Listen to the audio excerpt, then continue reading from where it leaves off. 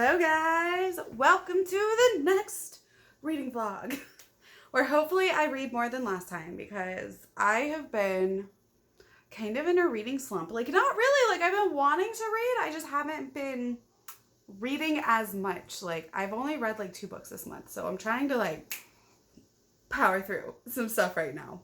But before I show you what I'm about to start reading, I want to show you 3 books that arrived to my house this week that I'm very excited about. The first one is The Burning God. I'm so freaking excited. It's taking everything in me and not to pick it up right now, but I am buddy reading it with some friends in December, which is not that far away, and I'm very excited. I'm still waiting on the Illumicrate edition, which should be here probably in December because the UK edition doesn't release until I think the end of November, so there's that. I also, this big old chunk, oh, this is the whole Inheritance trilogy in one chunk bind up. But what's funny is this is like the same size as a Stormlight Archives book, so that's kind of cool. But this is the entire Inheritance trilogy by N.K. Jemisin. This was sent to me from Vish. We did a like Marvel trivia in Shelf Space Book Club, and I ended up winning. So I told her to surprise me with a book off my wish list. And this is what showed up, and I'm so excited because I love N.K. Jemisin, and I've been wanting to read more of her books, and this is just so nice and so big. And then finally, the creme de la creme, of course, Rhythm of War by Brandon Sanderson. This is the signed Barnes & Noble edition. I mean, can we even with how beautiful this is? Signed. Like, she is so pretty. Look at it. Like, I can't read it. I haven't read Oathbringer yet. I just finished Words of Radiance, like, last week. But I'm still excited to have it and have a signed copy because, you know, I love me some Brando Sandoland. Like, I'm not going to read this for a while. I still have to read Oathbringer. I still have to read Edge Dancer, Oathbringer, Dawn Shard, and Elantris, and probably Bands of Mourning before I get to Rhythm of War.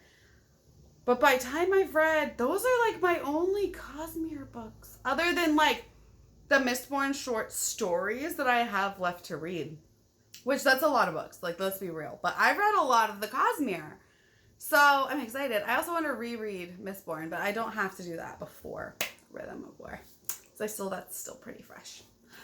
But that was my little mini baby haul. But now we're going to get into what I'm about to start reading. And that is the Starless Sea by Erin Morgenstern. And this is the beautiful, like, UK edition that I got from Book Depository. I'm excited. I don't know what to think about this. Like, I'm excited.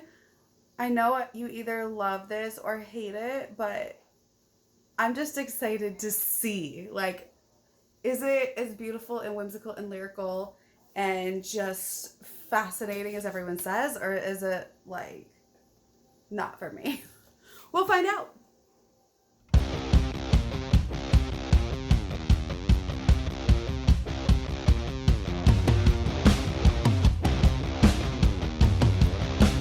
All right. Hey, so I've made it so far through, like, 50 pages of the Starless Sea, and I think I want to do like updates every like 50 to 75 pages. So far I am like really enjoying it. I'm confused, like, let's be real, my one brain cell is confused, but I really like it.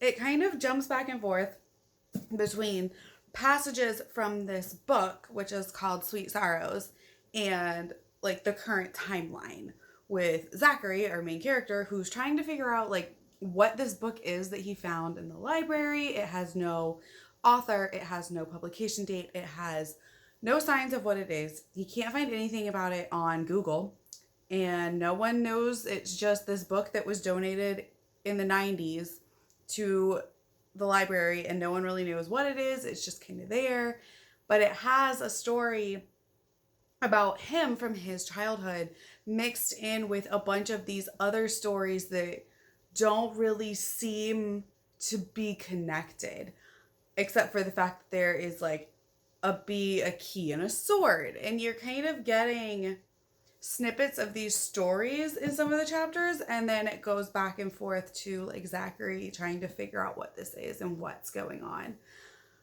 And so far, I'm really liking it. Zachary is a really relatable character. He's just like this chill dude that's like, what is going on?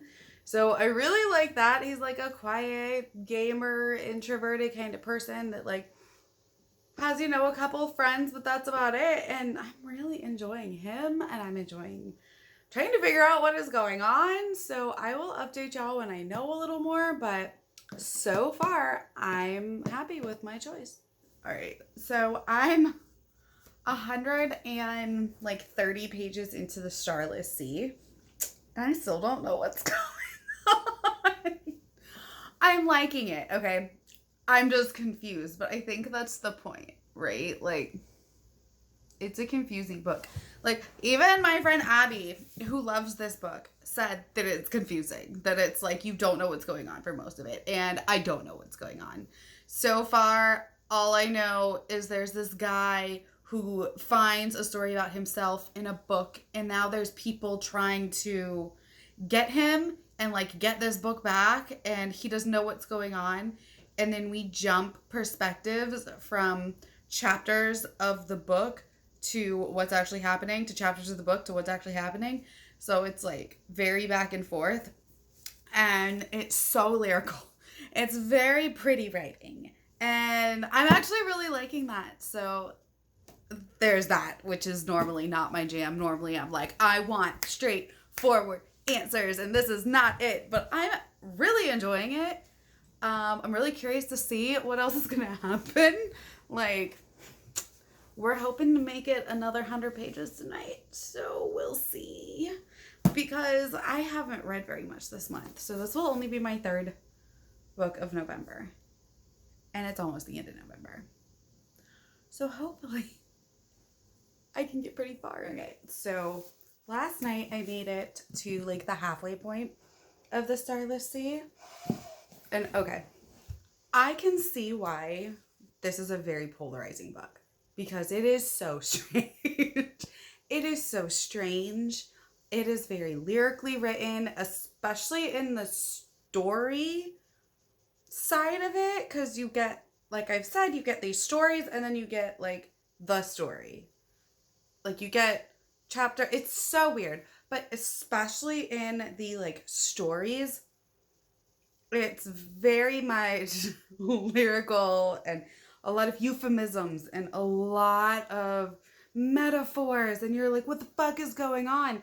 And then you're like in like the regular story where it's still confusing, but you kind of are like, okay, this is the plot that's moving forward, that's going on. And then like you get snippets of these like stories from these books. And I love it. Okay, I'm a sucker. I am trash for this book right now, y'all.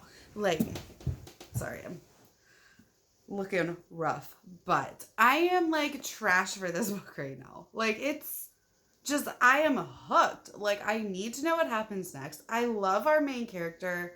He's just this like cinnamon roll of a character who's an introvert with anxiety and kind of gets shoved into this world that he's like, I have no idea what's going on. Like, what am I even doing?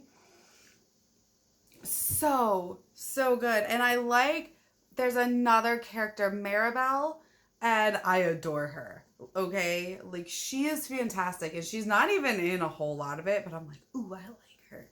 And I'm just really curious. Like, I still don't know what's going on. Like, I have, like, there's, like, a mystery with this, like, underground library, basically. And we're trying to figure out what is going on. Like, who are these people that are trying to, like, find our protagonist in this book? And what's going on with the bees and the guardians and the keepers? And then there's the story.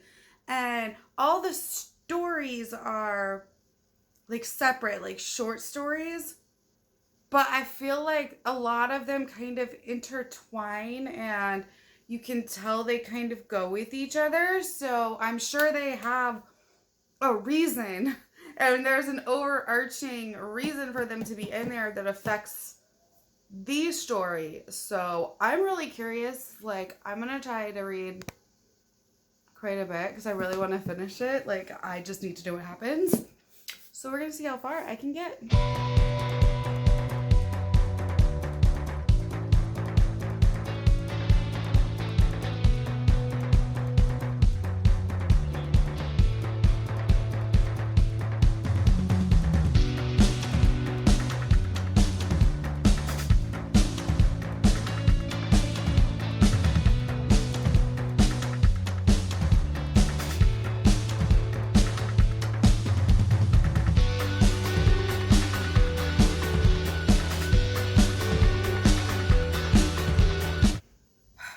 All right, I am like 300 pages in, so I only have like 200, less than 200 more pages of the Starless Sea. Y'all, I really love it, and I still don't know what's going on. How am I 600, like 60% in? And I still don't really know, like, what's going on, but I love it. Like, there's this, like, kind of romantic subplot that I'm here for, and there's, like, missing in time, and there's, like, this, like, big overarching mystery, and, like, some of the stories, like, the threads of the stories from the books are starting to come together, so that's really fun. So it's, like, I feel like I'm starting to understand some stuff, but then, like, I have more questions. So I'm just like, what's going on? What's gonna happen? Like, things are starting to connect, but I'm still freaking confused. Like, am I just dumb, or is this book smarter than me? Or, like, I don't know, but I need to keep reading and find out. I really am starting to like Dorian, who is one of our characters. It's like kind of a love interest-y, I guess, character. And then I really like Mirabelle. We just found out like some more stuff about her, and I'm like, shocked. But it's really cool. And then it's just, I want to know what happens with the pirate. Like, who's this pirate and the keeper? And like, I need answers. And if you haven't read this, like, you probably don't understand what my rambling is. I don't understand what my rambling is, and I'm in the middle of reading this. So there's that. But I can say I am really enjoying this. And if this sticks the landing, it's going to be 5 stars. So let's hope it sticks the landing in the next 200 pages. All right. So it is late at night. And I literally just read the last page of the Starless Sea. And I've got some thoughts, but I don't know what those thoughts are. That's the problem. This book is different than anything I've read. It is lyrical and beautiful, and it is like an ode to storytelling. It is like a love letter to stories and storytelling and books, and just, it's beautiful, right? But it's confusing as hell. Like, I'm not gonna lie, this book might have been a lot for my single brain cell. Like, it was very lyrical and very confusing, but I really liked it. I feel like this is a book that needs to be read more than once. I feel like this is something that you can get something different from on a reread. And I will definitely be rereading this. I think this is a 5-star book for me. I can definitely see this not being for everybody because of the lyrical writing, and there's plot, but it's not super plot heavy. It's definitely more of a character driven book. It's very slow, but it's just weird and beautiful, and I enjoyed every minute of it. It was so cool at like as the book goes on. What I really enjoyed was seeing how these stories that you're reading from these books are connected to each other, as well as how they're connected to the story as a whole, and how you start to see these little connections. I'm gonna sit this down. Don't know why I'm just still holding that. But you start to see these connections forming, and you start to feel a little less confused, like, and then you just get confused again. But you start to just notice, like, okay, well, from this little story and from this little story, but there's a connection to this little story and there's a connection in the real world. And then you start getting, some new perspectives. And it was just like mind blowing. Like, it is such a good book. And I didn't think I was going to love it. Like, I went in kind of trepidatious because it's not my norm. I normally don't like slow, beautiful books like that. Like, I normally want something that's like Brandon Sanderson, like, here's straightforward plot, we're going. Like, I like that. This is not that. Okay? But I really did enjoy it. I just enjoyed the journey and just it being engrossed in this world that is so weird and so whimsical and doesn't really make a whole hell of a lot of sense. Like, there's bees and there's keys and there's acolytes and there's guardians and then there's fate and there's time and then there's all these stories and there's the moon and this innkeeper and oh my God, like, it's so much, but it's all so interconnected and interwoven that you're like, whoa. Like, the amount of foresight that it took, I feel like, throughout this entire book for her to write it and like really weave everything in and connect all of these dots together is freaking brilliant. Like, it's done so well, and I definitely think I will pick up more of this book on a reread. So I think that if this is one that you are interested in, to pick it up because it's strange. Go in knowing that it's slow, that it's very lyrical, that it's very different. I mean, at least for me, it's different than anything I've ever read. But it's such a cool story. And there is like this romance aspect that I wasn't really expecting. There were like a couple different romance plot lines, and I really enjoyed that. And I just think it was well done and pretty. And like I said, if you want to try this out, I really recommend it. I would definitely say, if you're not sure you're going to like it and you're not like a collector, definitely see if you can get it from your library, because that to me makes the most sense. Like, pick it up from the library, read it, start it, see if you're loving it, and then purchase it if you do love it, because that, for one, saves you money and you don't have to like spend all your money on a book you might not like. So this is one of those that I would really recommend getting from a library, because it's not going to be for everybody. I loved it, but like I said, it is definitely not for everybody. It is what it is. But hopefully you enjoyed this reading vlog. If you have read The Starless Sea, let me know like what you thought, because I would love to talk to you about it, because I'm still kind of wrapping my brain around that ending and what happened in a lot of different places in this book. So leave me a comment down below and let me know, and I will talk to you guys next time. Bye.